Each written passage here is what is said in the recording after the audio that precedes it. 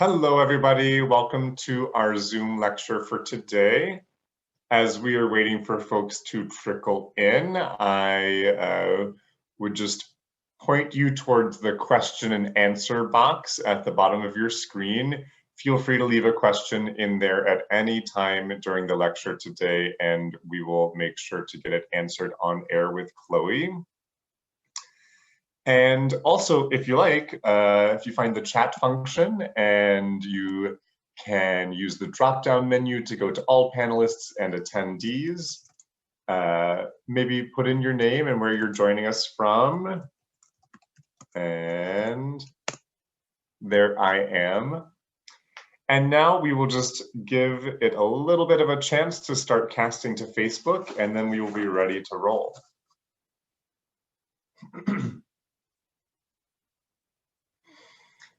Hello, everyone, and welcome to this edition of LAMFcast. I'm Artistic Director John Taylor Ward. The LAMFcast series is made possible by legacy funding through the Five Wings Arts Council and the Minnesota State Arts Board. Today we have a wonderful speaker, Chloe Fedor, who is one of the artists that has been with us almost since the very beginning. She's just finishing her first year as one of LAMF's artistic advisors, and we are so happy to have her with us. This lecture today is going to be connected to a recital that Chloe has curated and that she will be presenting on the season on August 6th. That concert is entitled Of Earth and Spirit, and it's sponsored by Nisswa Tax Service. But I think maybe today there also might be some connections with a concert on our season called Partita, which will take place on August 4th. So it's my pleasure to welcome LAMF Artistic Advisor and Baroque violinist, Chloe Fedor.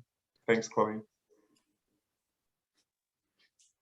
Thank you so much, Taylor. It's such a pleasure to be with you guys today speaking, and it's an absolute honor to be an artistic advisor for the Lakes Area Music Festival after, as Taylor mentioned, so many years of our relationship playing for the festival since the second year that it was in existence. I decided the best use of my time for this was to take you guys through the narrative arc of this concert I've curated of Earth and Spirit to explain why pieces are on the concert and why they're meaningful to me and how they play into that theme of Earth and Spirit, which is connected to the greater Lakes Area theme of New Roots this season. So I start with Earth, with something very earthbound and in the physical world.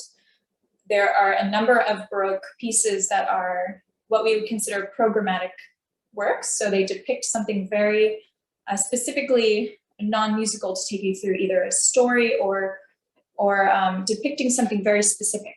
And we have a lot of what are still popular are bird calls. There are a number of sonatas written about the cuckoo bird, especially in the 17th century.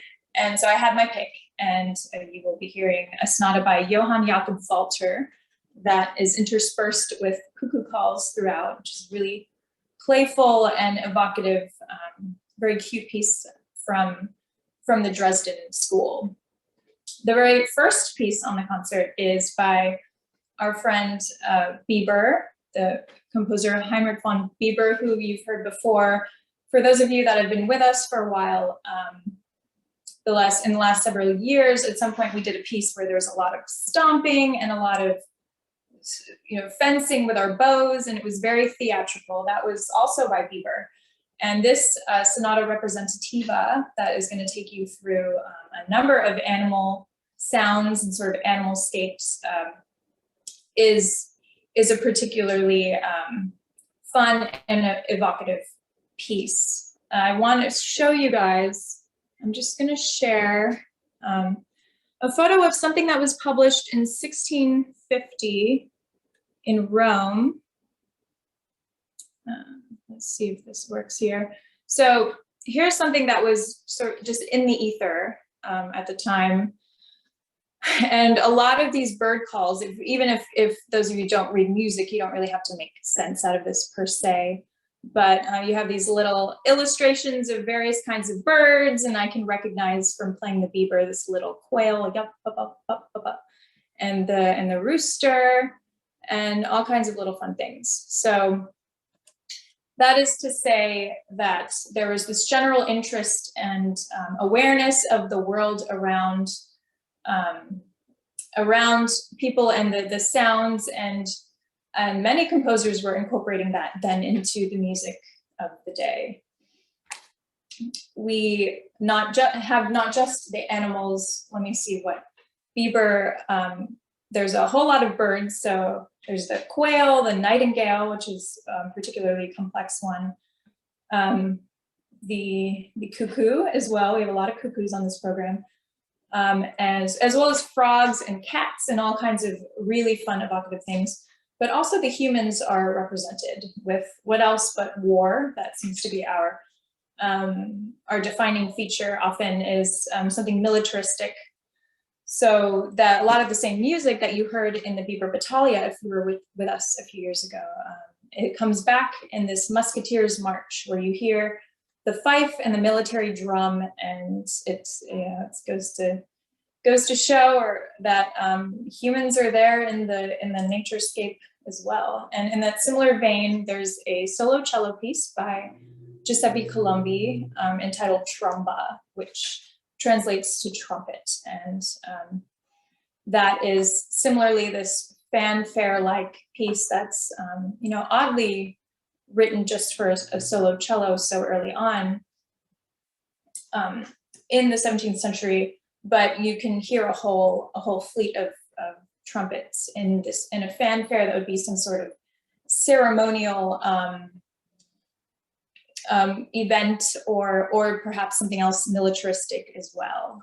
So we've been earthbound for a while, and one other piece we slipped in was a beautiful movement by Luigi Boccherini for cello and harpsichord. I'm joined again by wonderful continuo players, Elliot Figg on harpsichord and Kieran Campbell from last summer on Baroque cello. And Boccherini was also well known for his bird calls and things, but I didn't want you guys to suffer through too many of those. So there's a lovely pastoral movement with drones. So there's one note sustained underneath a moving line, and that creates this bagpipe sort of texture that is evocative of some kind of naturescape. And sort of in that vein, I have a painting by Jean-Antoine Watteau. It's not directly related to Boccherini. This is French, but it's related to some things to come on the program. And it's just around that period, something that's pastoral, but also you see it's from the perspective of the aristocrats. So they're all very well dressed, and there's something quite glossy and refined, and yet the focus is on nature. So after we've really explored the physical world and the animals, including humans, we move to Jean-Marie Leclerc, a sonata that is one of my favorite pieces to play. It's nicknamed the tombeau, or for the word tomb in French. So it's a tombeau would be written for someone who passed away to honor their life. So they're full of emotion, the pain of loss, but also, somehow emulating what, features of them in their life. And this is interesting because it's just a piece for violin and harpsichord, a sonata that Leclerc, who was a very, very well-known violinist himself, would play. And it was so striking and so expressive that without being a programmatic work like the others where someone says, this is supposed to sound like a bird, this is supposed to sound like a tombeau, instead it was so wrought with emotion that audiences agreed that it was a tombeau, and it was affectionately nicknamed such. And ironically, it was played at Leclerc's funeral, so it did become his tombeau. And that is really the sort of the emotional crux of the program. We're moving from the physical world to the spirit realm, and that piece really bridges the gap of squarely between something that's acknowledging life or the end of life, physical life, and into the immortal memory of something that was. And Leclerc was often going against the popular, now we don't think so much about, oh, whether something's in major or minor. Usually they modulate and end up being some sort of hodgepodge anyway. But back then, this galant style that was gaining popularity, a lot of people liked sort of easy, pleasant music, and most of it was in major. So the fact that Leclerc in his volumes was pushing the envelope of more and more of this really tempestuous music was something that really set him apart during his time. And Leclerc is the start of our French influences a bit. Now we're into the sort of the spirit realm. So our first sort of manifestation of that is a harpsichord solo by Antoine Forqueray.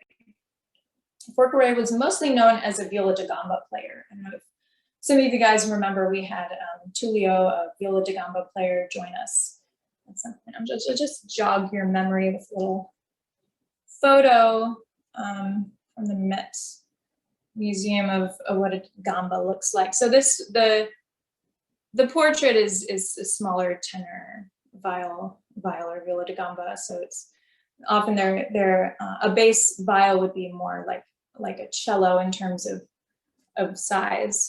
But there was this portrait of Jupiter written that Forqueray then turned into and arranged for harpsichord as well, and to make it especially devilish for the harpsichord, all these dense ways of filling and chromaticism and ways of filling the keyboard really brought I would say even more of that sort of intense, divine, the supernatural sort of feeling in the work. So it'd be a lot of fun to hear Elliot play that. And using Jupiter as inspiration is very common. If we think of all of the Greek and Roman mythology that made its way into Baroque music, we just have to look at the earliest operas to see that. Monteverdi's Orfeo, we played the opening a few years ago. And on that same story, the other earliest operas by Peri and Caccini Eurydice are on that same story, and all the way through Handel, constantly writing some sort of Greek or Roman mythology, depending on the piece.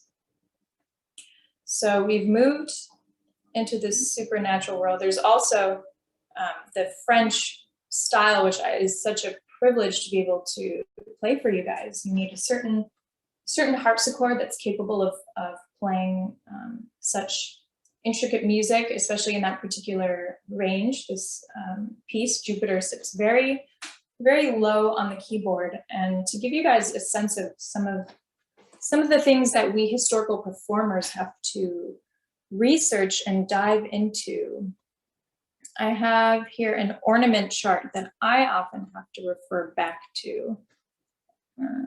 This looks like it by composer Danglebert. And even if you don't read music, it will just all look like gibberish. But musicians were used to the 5 lines, the horizontal lines across, and you have the little note heads, but all these little squiggles, like this tremblement, this squiggle above the notes, and with the various slight changes of hand, and they look quite similar to one another. And even if you're not a musician and this second line here looks all the same, it's because it is very, very similar. So it's all very nuanced, and it takes a lot of research. Otherwise you'll encounter a piece of music and with all these extra little squiggles and things and have no idea how to play it. So it's a coded sort of a puzzle, a lot of French music, but it's well worth the exploration, because then you get conjure this sound and this way of playing that. Otherwise, we would have no idea if it weren't for especially a few composers like Danglebert, who really codified a lot of different ornaments. And if I encounter something with another composer, I just hope that it's somewhere in that Danglebert ornament chart or some of the others. So it's a sort of fun detective work at times when you see a little squiggle by a composer and try to figure out what in fact that means. And after our four carré, our next, we did the Leclerc, we're gonna jump back to Bieber again with what is now probably his most popular piece, the Bieber Passacaglia, the Guardian Angel Passacaglia, from his set of Rosary Sonatas, which were not published during his lifetime, but have become his most well-known works. And these Rosary Sonatas, Bieber, who is in Catholic South Germany, published this really interesting set of pieces that were each some scene from the Rosary devotion, from the Annunciation through the crucifixion in the center to the resurrection, and this Guardian Angel Passacaglia is at the end of the set. And each one has an engraving, an illustration that it was clearly meant to be published. It was so neat in this way. But I will share a photo of the engraving of this angel. So this is what we usually read off of. I just blew it up so you have a little bit of the beginning of the Passacaglia, but there's this illustration of the angel, and it just sort of gets you in the mood to play this Passacaglia. You can see the first four notes go down by step. This descending tetrachord is a classic lamenting, weeping figure, going down the way the voice naturally just sort of falls if you're weeping. And this was also a very interesting set of music because it uses a lot of what's called scordatura, which is where you change the tuning of the instruments in order to be able to create across the four violin strings completely different chords. So if you take the peg at the top and you crank them this way or that, and you play across the strings and put your fingers down to stop the notes, it's going to be a completely different set of notes and possibilities than one would normally have. And a particularly memorable spot is for the crucifixion itself. I'll show you guys a picture of what the strings look like. Here's a photo that's often shared where if you look at the strings down at the bottom near the tailpiece, so near the lower right-hand corner of this picture, they're creating that X. So they're actually creating a visual cross. And what that means for the strings is that usually we have the strings from lowest to highest on the violin are G, D, A, E, but in this case, you would play G, A, D, E, and those two are flipped.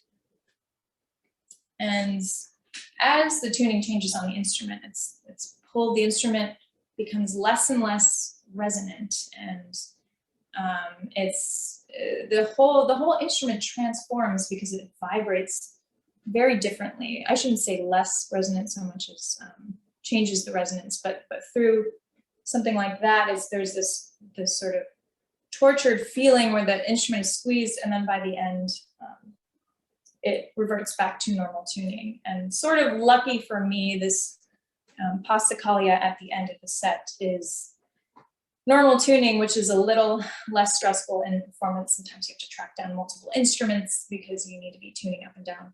But that's to give an idea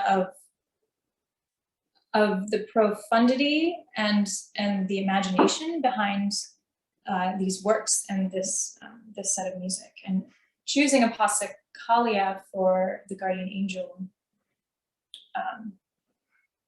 depiction, I think it makes perfect sense, because in a Passacaglia you have that 4 notes descending tetrachord,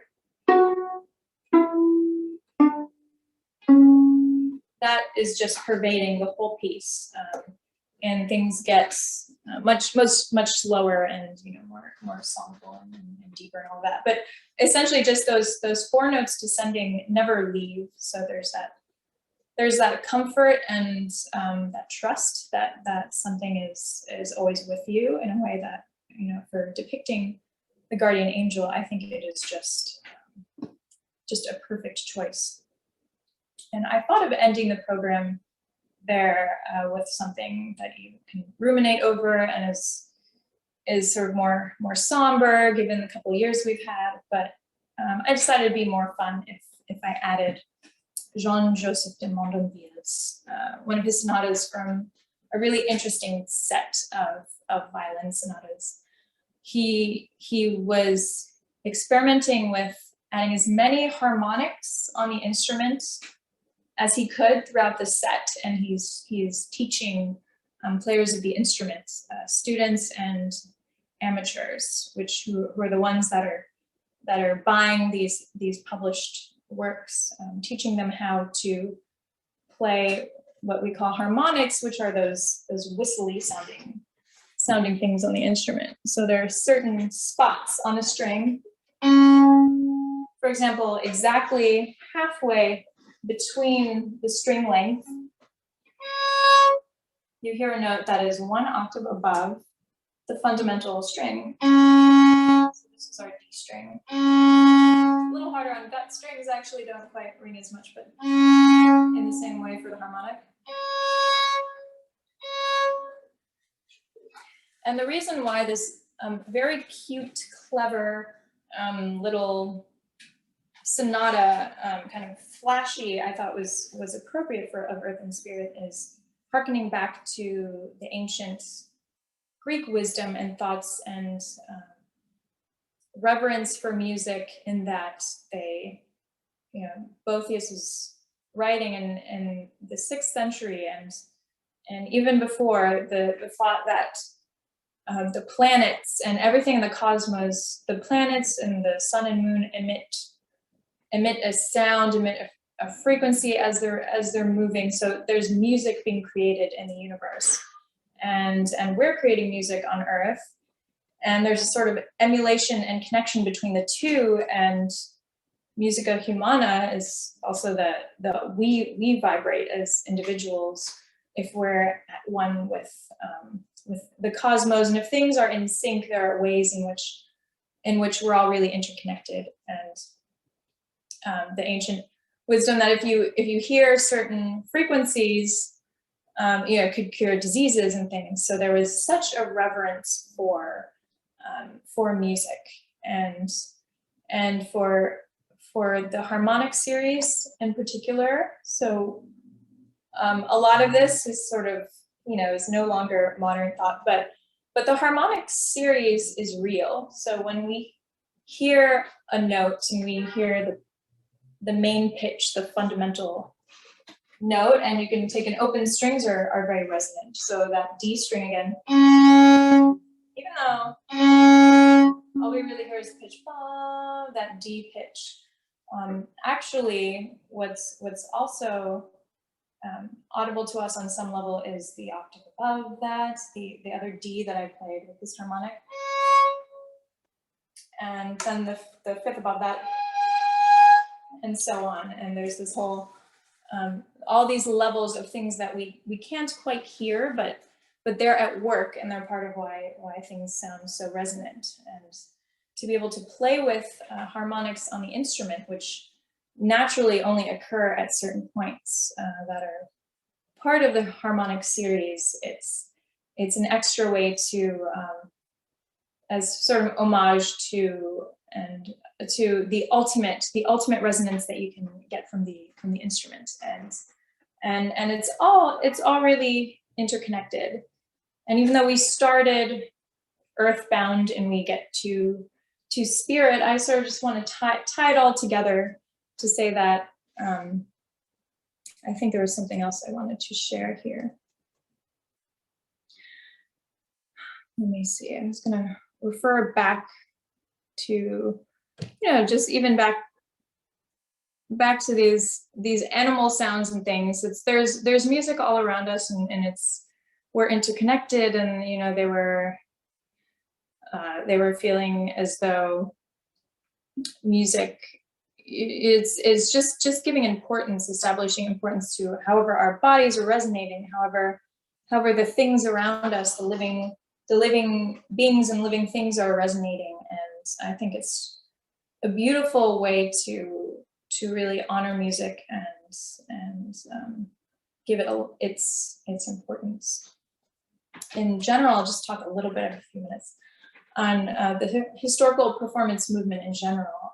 I didn't spend too much time, because I've done this before for LAMF, talking about the Baroque violin or Baroque instruments and how they differ or what we're really doing. I was sort of instead looking at the repertoire and why it popped out to me as being something that would be worth sharing for you. So feel free to send a comment or a question or something that I sort of glossed over if you're interested in the instruments. But I think some people may assume that thinking about the performance traditions of the past, that would be somehow limiting, or feeling that pressure to play things as they were played.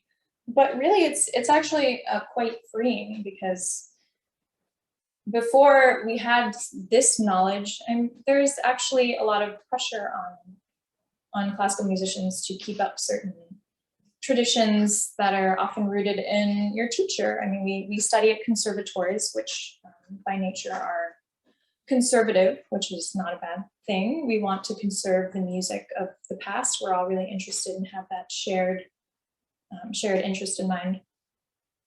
But the way that we do it, we have new information. It sort of allows us to freshly make up our own minds and conjure an image of what was this really like, and what were the instruments like, and what was the composer hearing in his head, and how can I best bring to life, appreciate things that now are really simplistic, maybe musically sometimes, but were just revolutionary at the time. I mean, if you think of someone like Bieber, his music, before music was modulating a lot, he got around limitations of the violin by changing the tuning and using the scordatura. And that way you can hear the instrument and all these different keys that weren't necessarily accessible because people weren't yet modulating in the same ways.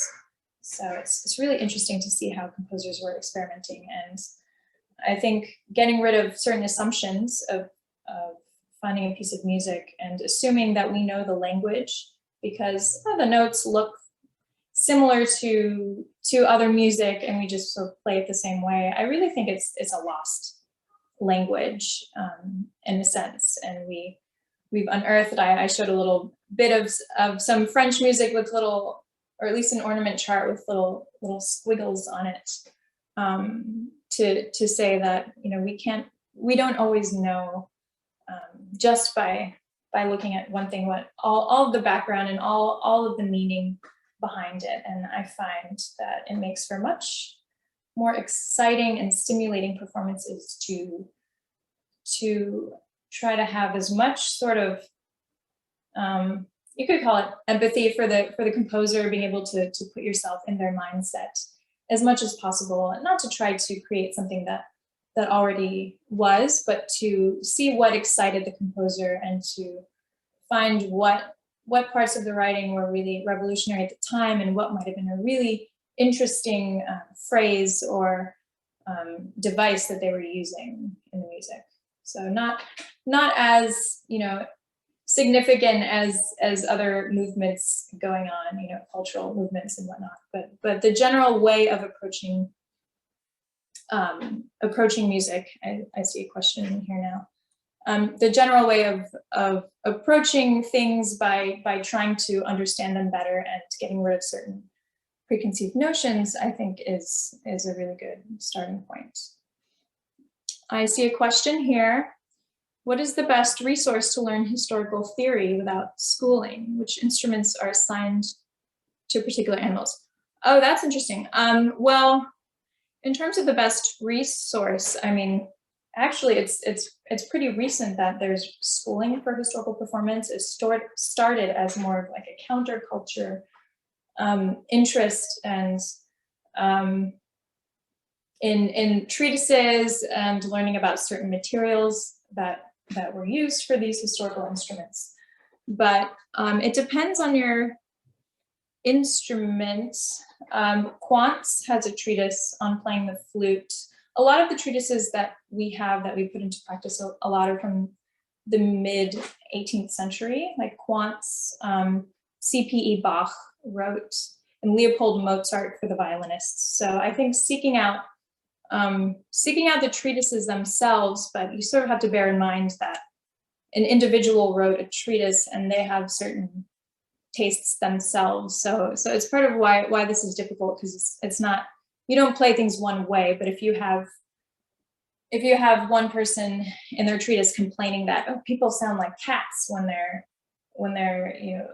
sliding around and shifting too loudly or vibrating too much, and that goes to show that some people sounded like they were sliding around and shifting. That applies more to later treatises.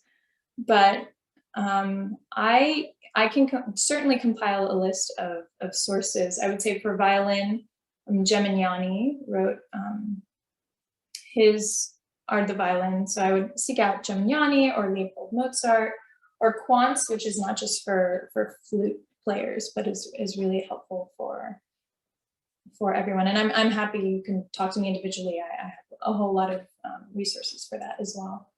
And which instruments are assigned to particular animals. The interesting thing about the Biber is that it's all for violin. So this year we have smaller forces. Yes, there are some pieces that utilize different instruments for different animals, but I think it's very cool that this summer you'll hear just a violin and some help from the continuo players, from the cello and the harpsichord, sound like a frog, sound like a cat, sound like a nightingale.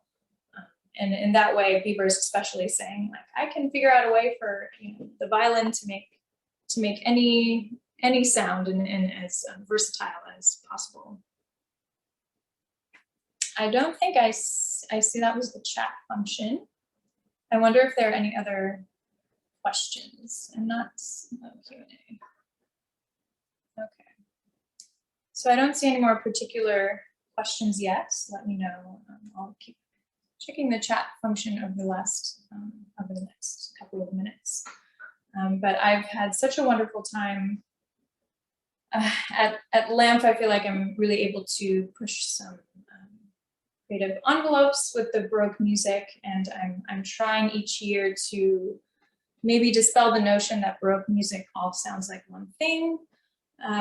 The French music is going to sound quite different from the Italian music, from the German music, and especially Bieber and some of the gems from the 17th century aren't necessarily played so much on modern instruments, because you sort of have to understand what's really impactful about them and why you would tune the violin differently, because in a modern violin you can just modulate a lot and show off in that way. But I've found you guys, the audience, to be really receptive to all kinds of music, and I hope that I'm, especially through playing, maybe more than speaking, but getting you guys a little bit excited about early music and Baroque music, and hearing some of the ways that it is sometimes more speech-like than you're really trying to move people and persuade them the way that an orator is speaking and trying to move people. So I hope you find the music very moving this year. I'm going to check again. Okay, I think probably that's that. Thank you all so much, and I look forward to playing for you on the 6th. Luckily, if you're not in the Brainerd area, it'll be broadcast as well. Thank you all so much. Have a great day.